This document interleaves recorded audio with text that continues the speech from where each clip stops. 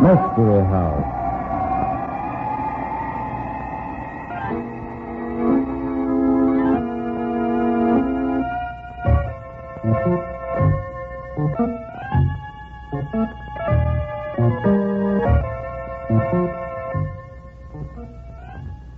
Mystery House, that strange publishing firm owned by Dan and Barbara Glenn, where each new novel is acted out by the Mystery House staff before it is accepted for publication.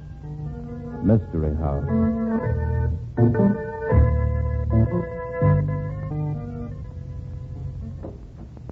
Well, come right in, Art. We're just about ready to start. Hi, Mrs. Glenn. Where's Dan? He was called out of town on business, a publisher's convention. Uh-oh. I know all about these conventions. So do I, Mr. Hearn. That's why I loaded him down with so much work he won't have time to draw a deep breath. Say, speaking of deep breaths, have you ever noticed how important breathing is to a radio announcer? In what way? Why, you have to breathe deeply to make your commercial announcements sound natural and easy. Take this, for example.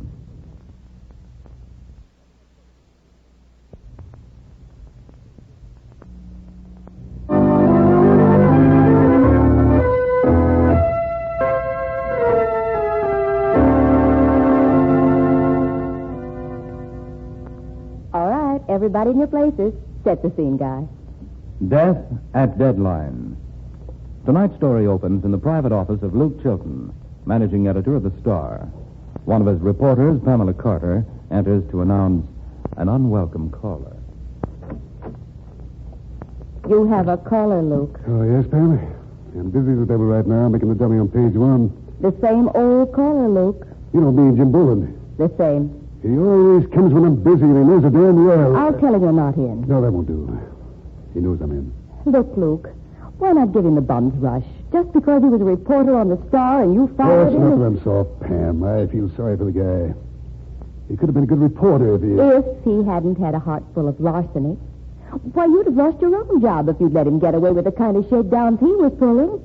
No respectable people... I know. Show him in.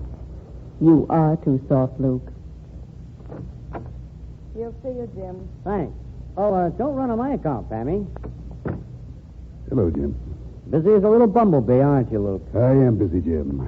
And, a little hard up. $10 is just about all I can spare. Skip it, Luke. Surprise. I'm not after money tonight. No? No. I've been thinking things over, and I've decided to come back to work for the Star. I'm sorry, Jim. You're a good reporter, but after what happened... Well, it was blackmail, Jim. You suppressed the story for money. The whole staff knew about it. If I'd put you back on, I'd lose the respect of everybody in the plant. I always liked the Star. If you're ready to get down to business and do a good reporting job, there's no reason why you can't get back to work. But not on this newspaper. But it's on the Star I want to work for, Luke. You don't seem to understand. I'm sorry, Jim. Look, I've decided to go back on the Star.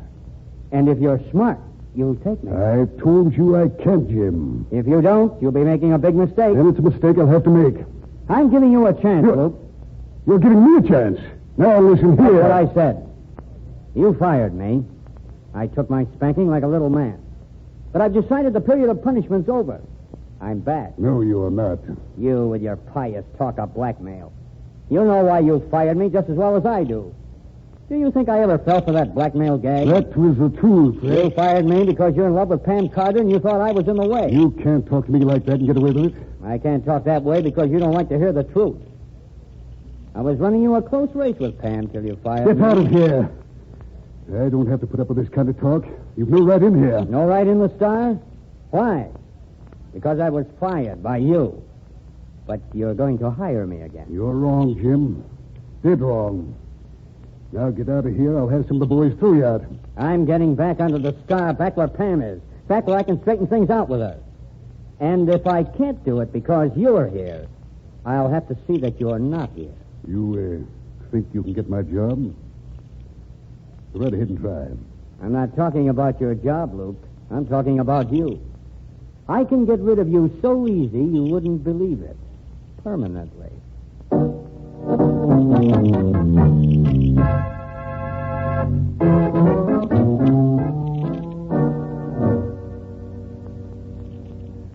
Well, another day, another dollar. I'm heading for home and a little shut-eye. I'll buy a cup of coffee if you'll wait for me. No, thanks. I need to sleep.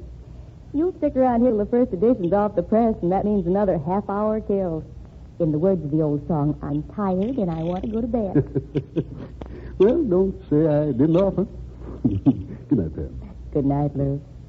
Oh, by the way, did Jim Boland make another touch? No. This time he demanded his job back. Demanded his job back? What? He must be crazy. Made all kinds of threats. I don't see why you put up with him. Well, see you tomorrow. Right, Pam.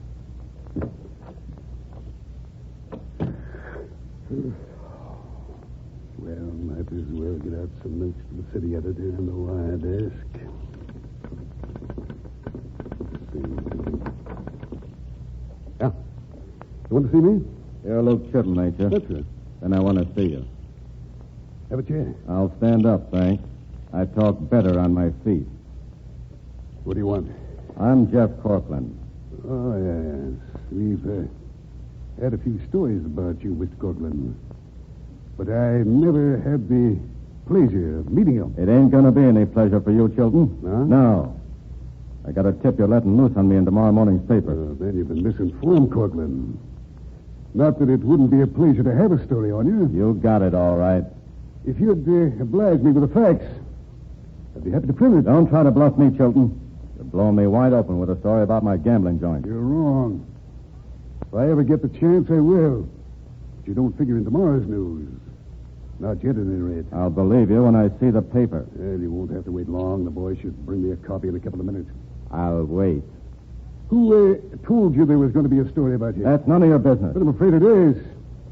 The people on this paper are telling outsiders about the... Oh, it wasn't anybody who works for you. I know how you feel about that. I got the same kind of trouble. Rats that give tip-off. Pardon me. Here's your paper, Mr. Chilton. Thanks, Billy. You can beat it now. Okay. Good night, Mr. Chilton. Good night. Yeah, there it is, Corcoran. Look it over. Is it on the front page? I told you there isn't any story about you. You can start with the front page if you like. All right. You know, the paper seemed kind of dead without the war news anymore. A nice murder, huh? Say, I'll want to spend some time reading that one. Professional interest? Yeah. Hey, what's this? What are you trying to pull? Fool. I don't get you. This story about me, right in the bottom of the front page. About you. There's nothing... Now? You think I can't read? Huh. Jeff Corcoran, #1 hoodlum and gangster, is through. Tomorrow, the Star begins a sensational expose of his operations, naming names, dates, and places. The Star today accuses Jeff Corcoran of crimes ranging from crooked gambling to murder. All of these charges will be substantiated in future articles. Files on Corcoran have been built up over a period of months, and all the Star's information will be turned over to any authorities who are interested. Today, the Star... see that paper. Oh, you didn't know nothing about it, I huh? never saw the story before in my life. What do you think you're talking to, a sap? Somebody's been playing tricks around here. Just a minute. Make a move for that phone and I'll drill you. I just want to call the composing room. I've got to find out where that story came from. You know where it came from, all right. I tell you, Shut up. I don't... Okay, wise guy. Take a look at all this information you say you got. I don't have any information. No lie. Think you're going to send me to the pen without my even raising a finger? Let's have it, Chilton. I don't have a thing, I tell you. Oh, no? Not much. You'd put yourself right out on a limb like you do in that story if you didn't have proof. Come across. That story never came out of this office. I'm getting kind of tired of listening to that kind of guff, Chilton. You ain't playing with a little boy. I mean business. Fool. Put down that gun. Get me that proof you're yelping about or I'll blast your head off. Now, where's the stuff in? Look around if you won't believe me. I'll look around, all right. There's nothing here. The longer you keep me from calling the composing room, the more papers are going out. You see, you got me right on the spot, don't you? Dope on a murder rap, huh? I don't know a thing about it. Somebody spilled it for you. One of my boys. Think you got me cold, huh? Well, let me tell you something, wise boy. I got you cold, too. The joint's deserted. Even the office boys left. Must be close at 3 o'clock in the morning. Nobody on the streets. I can get away from here plenty easy, and I can fix up an alibi. Now, either you give me that information or I'm going to blow you right off of the map. You fool, you've got to believe me. I believe you, all right. I believe what you wrote in the paper. It says right at the top of the page. If you read it in the Star, it's so. And plenty of other people will believe it, too. What have I got to do to convince you that I don't know anything about it? You couldn't do it, sonny boy. First, I get a tip from a guy who knows what you're doing. He says certain things. I'd come here, and what he says checks.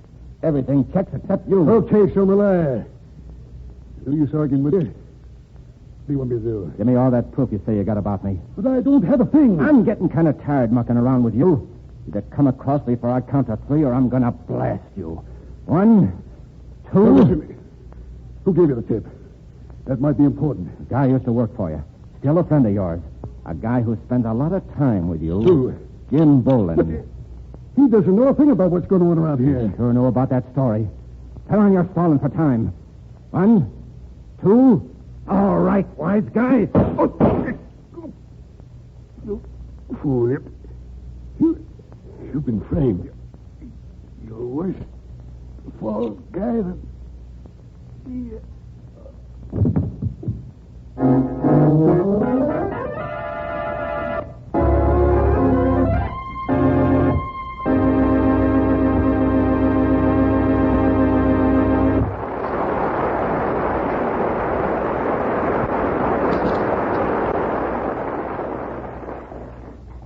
How does Jim Boland, the ex-reporter, figure in this murder?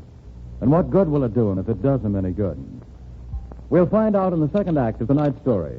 Meanwhile, here's a message from our sponsor.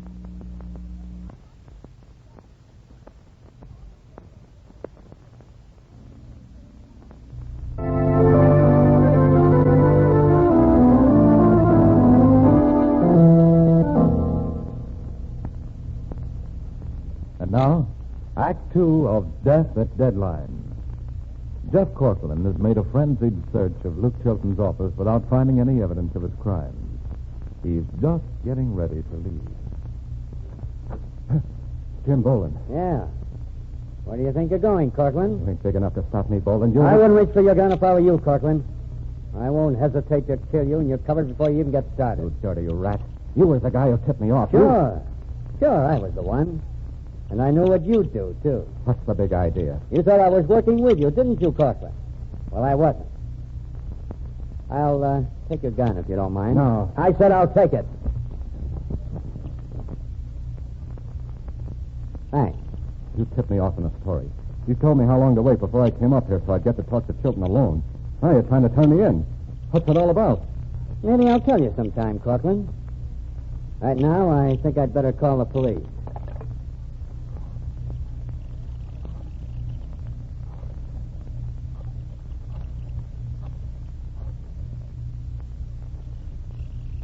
Hello? Oh, Riley? Riley, this is Jim Boland over at the Star. Bring over a couple of good strong boys.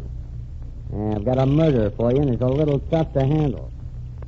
No, I'm not joking. I said a murderer, and that's exactly what I mean. Right. Goodbye. Why, you dirty double-crosser. Stand back, Cortland. There's nothing I like any better than to shoot you.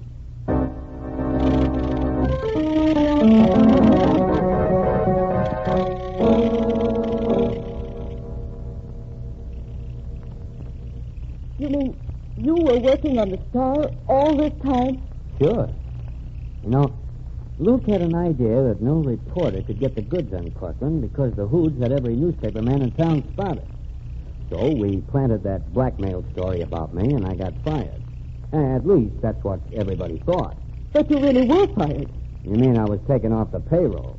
Sure. Luke was afraid there would be some leaks in the office, so he really did it up brown. That's why I came in to borrow money from him so often. He was giving me the full amount of my check every week, and then he was going to get the money back from the paper once we broke with the story. But he seemed so convincing. I really thought... I know. Yeah, good old Luke.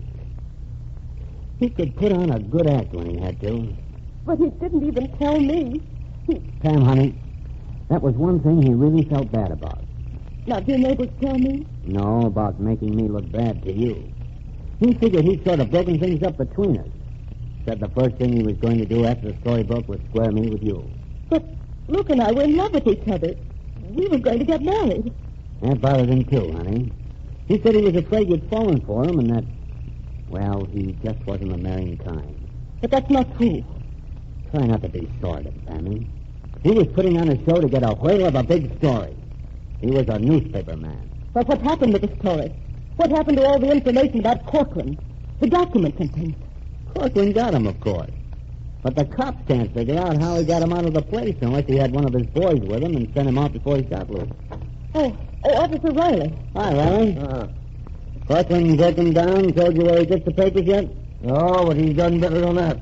He's confessed to another murder. Another murder? The foreman of the Star composing room, Herman Schultz. It seems kind of funny, Schultz leaving that note that had been called out of town right when the murder was taking place. But why would he kill the composing room foreman? Yeah. He says he went to this Schultz and asked him to keep the story out of the paper. Schultz wouldn't do it, so he got him outside and killed him. He was planning on going back into the composing room then and taking the story out himself. But he didn't know how to unlock the page for him. Did he tell you where the body is? No, worse luck. That's what's burning me up. He tells us he's killed this Schultz, and then he sits and laughs at us and says it's up to us to find the body. And we can't do nothing about it till we find the cop. That's right. You can't, can you?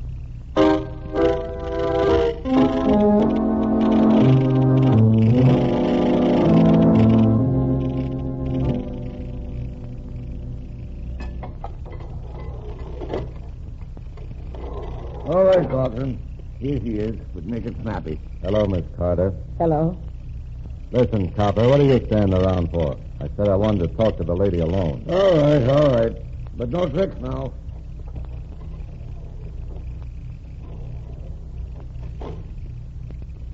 Yeah, Mr. Corcoran? Is that gag of yours about my killing the composing room foreman working? Right. The police have finally started looking for Herman Schultz. You know, kind of funny how things work out. What do you mean? Why, here you are hating me for killing your sweetheart and wanting revenge. And I hate Jim Bolin and want revenge. And the only way we can both get what we want is by working together. Somehow, Mr. Corcoran, I don't hate you as much as I did at first. You believe my story about what happened, huh? I know it's true. Jim Bolin is just as guilty of killing Luke as if he'd pulled the trigger. It was that story. And everything depends on my hunch that Jim Bolin planted that story, then tipped you off. I was crazy sore when I seen it in the Star. Being in print like that meant I was all through. I lost my head. Which was exactly what you were supposed to do. If the police would just find the composing room foreman's body. Baby, you don't even know he's dead. He has to be. The only way Jim could have planted that story was through Herman Schultz. And he couldn't just let him so live. The guy left a note saying he was going away. But the note was typewritten. Bolin's guiltier than me, but you can't touch him. We could just find the body. There may not even be a body. There is, somewhere. Corcoran, I just got to make Jim Bolin pay for killing Luke. Sure like to help you with that job. I'll get Jim Bolin. Somehow. Some way. You know, baby, when you grit your teeth like that, I'd give you a job in my mob. If I was out.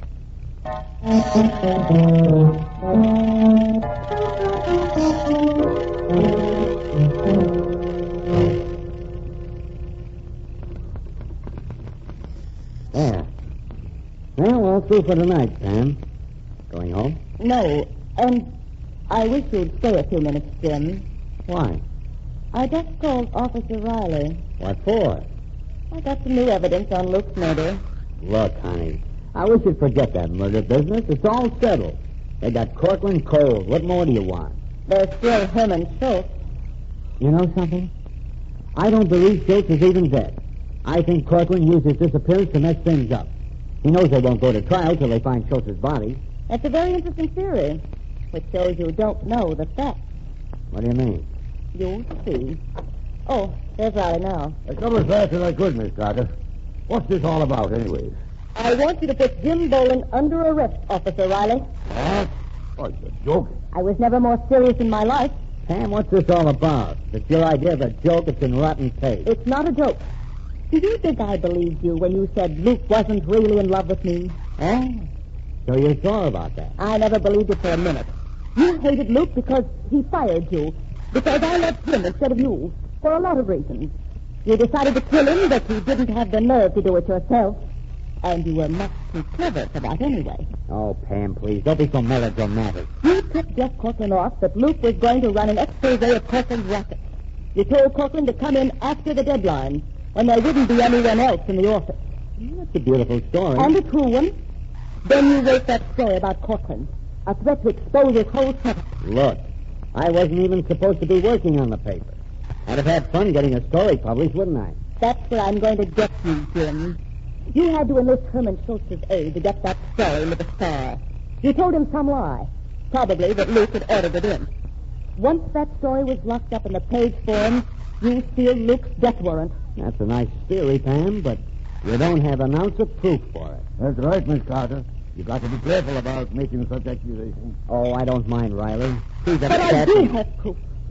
I got the original copy of that Corcoran news story, and it wasn't typed on Luke's typewriter. Is that right now? Which doesn't prove much either, does it? I had a friend of mine break into your apartment, Jim. The type on your typewriter checks with the typing in the story. So what? So what? It means that you wrote this story. Well, what if it does? You killed Luke. You got Corcoran to come in to see him. You timed it so he'd get there just before the paper came out with that story. What if I did? You can't hang a thing on me. I'm legally in the clear. Jeff Corcoran admitted killing Luke Chilton. He did it. There's no argument there. You can't do a thing to me. That's what I wanted to hear you say, Jim. You contemptible... Luke had it coming to him, but I didn't kill him. You think you're awfully clever, don't you? Clever enough so that I wasn't going to involve myself in murder, and I didn't. I got what I wanted without taking any risk. You're forgetting one thing, Jim. One awfully important thing. I didn't forget anything. You're forgetting the murder of Herman Schultz. Remember? But he wasn't murdered. Oh, yes, he was. Corcoran confessed to that one, too. Corcoran lies. He's using that as a stall to... Oh, hello, Joe. Got the first edition for us? Yes, Miss Carter, right here. Thanks. Herman Schultz isn't dead. No? Take a look at the front page of the Star, Jim. Let me see. Police found body of Star foreman. The body of Herman Schultz, Star composing room foreman, was found late last night by the police, a bullet in his temple. The police were baffled by the fact that the bullet was not from the gun of Jeff Corcoran, who had previously confessed to the murder. That puts a different light on things now. You was holding a gun on Corcoran when you called me over here to get him. I'd like to be taking a look at that gun, Boland. Maybe the ballistics department would be interested, too. Take that frame up. I didn't kill Herman I'd Schultz. like to see that gun, Boland. Better let him have it, Jim. No, you're framing me. You did this to me, Pam. You did it. That's You... right, Jim. Blame everyone but yourself. Hand over that gun, Boland. All right. Sure, I'll give it to you. I'll give it. Try shooting at me, will you? Why, you dirty... Oh, yeah. I didn't kill him. I didn't kill anybody. Well, I had to do it. And I had to check his revolver against the body. You know, it's funny they didn't tell me over at the station about finding that body with me working on a case like I've been. There isn't anybody, Riley. What? No body? But it says right here in the paper. I know. That's the second time lately the paper's had a phony story. I thought there was a body, and I was hunting for it. I discovered that Jim had paid Herman Schultz to put that story about Corcoran in the paper. Paid him plenty. Schultz was hiding in Jim's apartment till this thing blew over. But if Schultz was hiding in Boland's apartment, then Boland knew he wasn't dead. Last night, I asked Jim if I could borrow his revolver. Said I'd been scared lately since Luke's murder. He let me take it. Early this evening, I returned it to him with one bullet fired. When he saw that story, he thought I'd framed him, just as he framed Luke. He could see the police checking the bullet and finding the pins in his gun. It never occurred to him that the story in the Star was another fake. It may have been a fake, but it sure got results. Yes, I took care of things for Luke. I suppose I should be good enough.